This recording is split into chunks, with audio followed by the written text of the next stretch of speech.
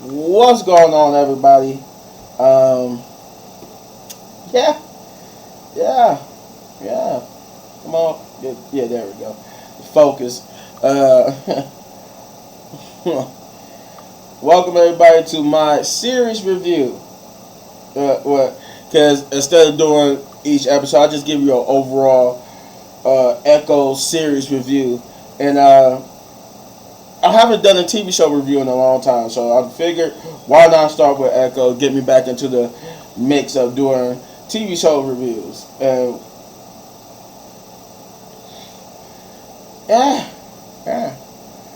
I mean, okay, I'll probably be more dramatic than I'm about to sound, but it's it wasn't that bad, but it was like I seen other people reviews and people was pretty much slamming it, but it's not that bad. It really is It really is boring for the most part. But there are glimmers of interesting things. Like at least for me, like I've seen other people's reviews and they said, "Oh, it's like completely boring. There was nothing really too good about it." But I found myself kind of interested. Like for me, the best if I had to pick like out of all the episodes, which one was the best? I would say episode 1, 3, and 5 were the better, were at least the episodes that you could decently watch. Like if episodes 2 and 4 was like kind of like but like 1, 3, and 5 were like the ones where like with the ones where you could actually at least somewhat enjoy. It wasn't too boring. For one, I will start off with this.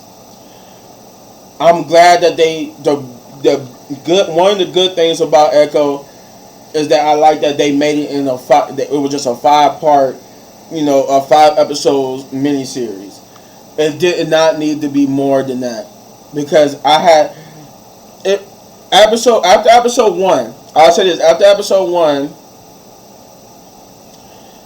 well, you know what? I thought about it. Pretty much in episode 1, the best parts were Kingpin and Daredevil. And Kingpin more than Daredevil. Because Kingpin is a central part of the story, he shows up more than Daredevil do. Daredevil only shows up one time. And the reason why I'm spoiling this because there was already spoiled that he only shows up in one episode. Disney already did that for you. So it was already known that he was only going to show up in one episode, and that's the first episode. But overall, Echo is basically about, it takes place after Hawkeye. I want to say maybe like a week or two, couple of weeks, maybe a month. It's hard to say, but it's not like a super long time after Hawkeye. But it's like pretty much continuing what Hawkeye left off, because we both know that Echo is like a spinoff of Hawkeye. Excuse me. But yeah, that I should say that pretty much sums up my majority of my experience with Echo. Is that it kind of made me bored, but yeah, Echo basically is about Maya after the events of Hawkeye, after taking out the Kingpin, or so she thought. She's reconnecting with her estranged family, and I mean when they are estranged, they like it's like the only person that's actually wants to see her off rip is only two people. It was two people. Her cousin, I can't remember the guy's name, but he was like one of the better parts of it.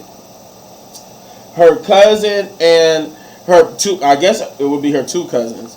Her female cousin, that's like her sister, and her male cousin. They was the two people who actually wanted to see her because they love her so much. Especially her female cousin, I can't remember her name. Her grandfather Oh, he was another treasure in this episode. So basically, that was like in this show. I love him so much. He was so funny. But yeah, this is about her reconnecting with them while trying to finish what she started with Kingpin. Kingpin is also another good thing about this show. God, it was so painful to get through because even though I said episodes 1, 3, and 5 were the best episodes to watch, it was only because it wasn't because the whole episode was good. They only had, it was like majority of the episodes were the majority part of those 3 episodes were good, but they had a big chunk that was just boring. Like example, episode 1, right? Once we got past the cool daredevilness and the cool kingpinness and stuff like that, and they started exploring Maya's backstory and her heritage with the I forgot what they call the Indian tribe. Once they got into that stuff, that's when it started getting really boring. And they was like, it was one of the parts the only things I didn't like, they was on the nose with the whole woke stuff. Like, I'm like, okay, at least I give Captain Marvel and the Marvels this. They sprinkled it in, they covered it, but Echo was on the nose with the whole women empowerment and women boss stuff. So if you haven't watched it, be prepared. They're annoyingly on the nose with this whole women empowerment stuff.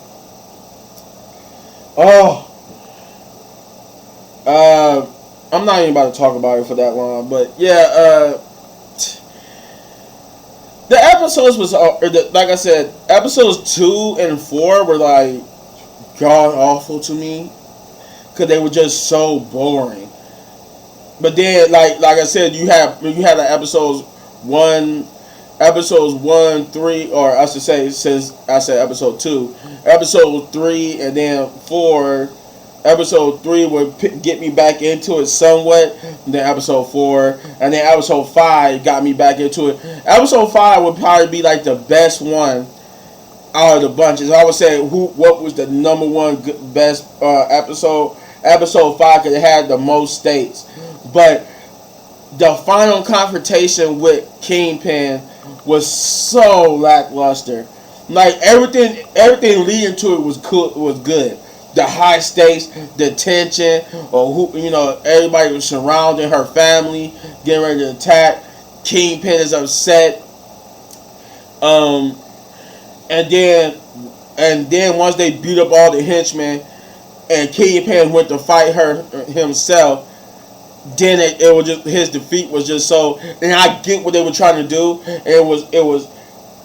What they were trying to do was probably cool on paper. It was probably good on paper, but the execution of it, because of who you're fighting, was wrong. Kingpin, out of everybody, that's Kingpin. That's not that's the episode where you get, what did you do? What did you do? And and if you watch it, you will see why he asking her, what did she do? Okay, let's just say, I don't want to spoil everything, but I just say it involves mystical Indian powers and a mind trick.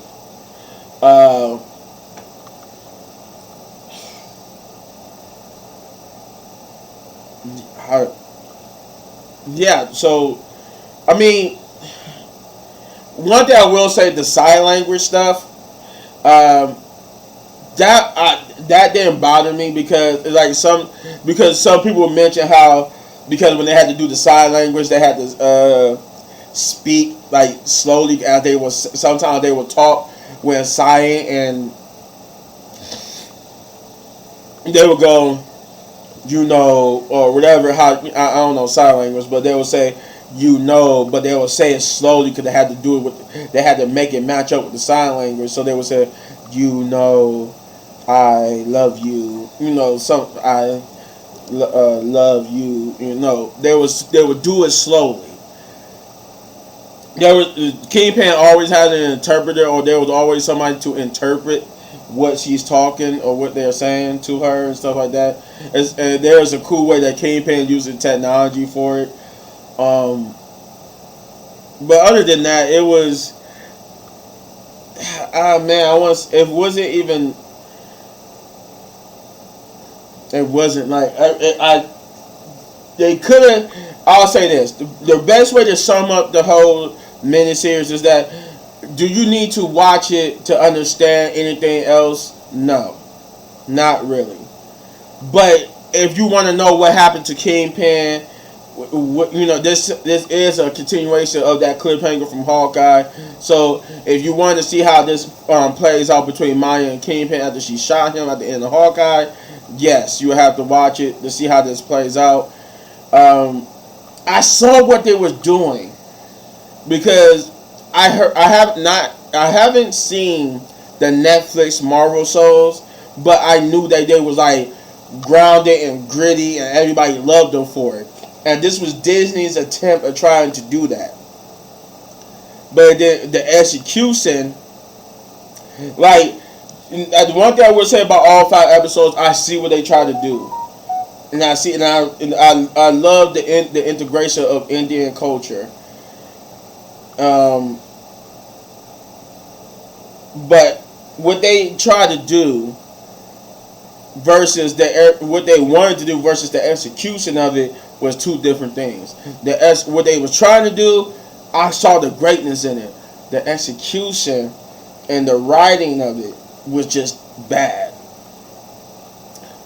You could have showed a kick-ass female character. See, the one thing I will say about this before I end this video, this is the last thing I'm about to end the video, is that you want a kick-ass female character. There are plenty of kick-ass female characters. The problem with like Echo and Captain Marvel and all these other female characters that they're trying to push that Disney's trying to push is that they're just written bad. The comic books, the comic book versions are complete badasses. But when they try to translate that to the movies for some reason, they don't know how to just make them a kick-ass character, a kick-ass badass character with that could do it with the men. Like, everybody is a kick-ass badass character. Why do somebody gotta be downgraded just to, like, you don't think they can stand on their own? Is everybody a kick-ass character?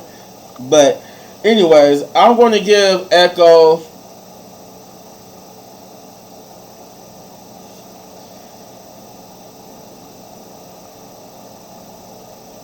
as a whole, it was just so tedious. It really was. It was just tedious. As a whole, I'm giving this a 4. Yeah, I'm giving this a 4 out of 10 big ups because I don't really have to watch Echo again. I won't watch Echo again. It was that bad. I don't need to watch it again. But it was better. I will say it was better than She-Hulk. Even though it was on the nose, it wasn't on the nose as much as She-Hulk, but it was on the nose to the point where it was annoying. But it was I still enjoyed it way more than I enjoyed She-Hulk. I really did. But but I will say this: the most annoying part is that Kingpin said, "I paid all these people to deal with him, and nobody could ever match him except for you." I'm like, on the nose girl ball stuff. I'm like, really?